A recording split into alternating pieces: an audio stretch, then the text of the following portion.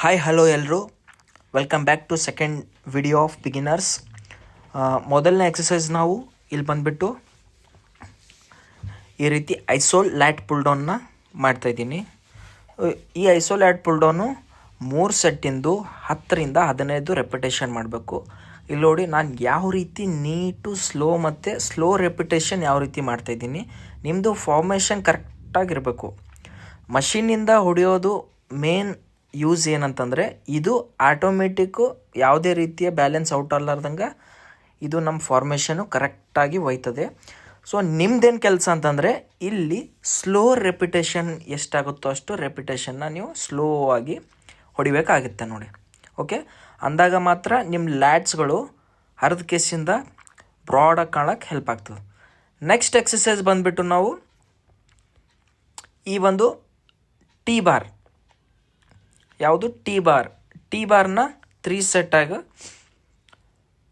10 to 15 repetition. ಇದು ಕೂಡ one of the bestest exercise ಆಗಿರ್ತದೆ ನೋಡಿರಿ ಇದು.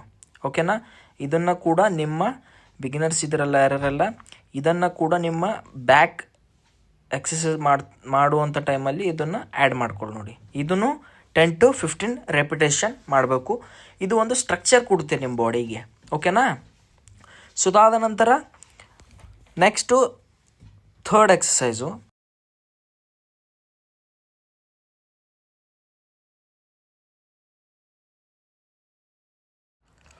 ಇದು wide grip pull 3 set 10 to 15 repetition.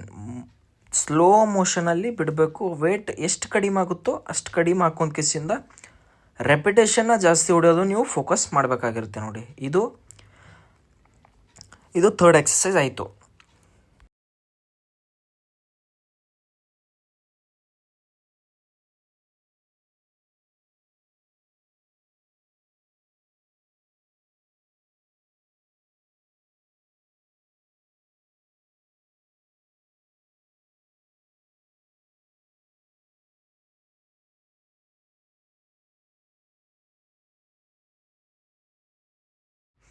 Next fourth exercise ಯಾವುದು ಅಂತಂದರೆ ಸೀಟೆಡ್ ಕೇಬಲ್ ರೋ ನೋಡಿ.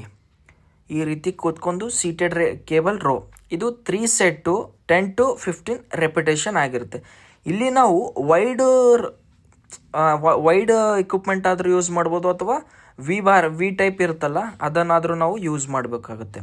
ಓಕೆನಾ, ನನ್ನ ಮೂಮೆಂಟಮ್ ನೋಡಿ ಹಿಂದ್ಗಡೆ ಬರಬೇಕಾದ್ರೆ ಸ್ಲೋ ಆಗಿ ಅಂದರೆ ಕಾನ್ಸ್ಟೆಂಟ್ ಇರಬೇಕು, ಮುಂದ್ಗಡೆ ಫುಲ್ ಸ್ಟ್ರೆಚ್ ಮಾಡ್ಬೇಕು ನೋಡಿ ಈಗ. ಓಕೆನಾ, this is all about my back workout. ಹೀಗೆ ಹೆಚ್ಚಿನ ವಿಡಿಯೋಗಾಗಿ ನೀವೇನು ಮಾಡಿ, ನನ್ನ ಪೇಜನ್ನು ಫಾಲೋ ಮಾಡಿ.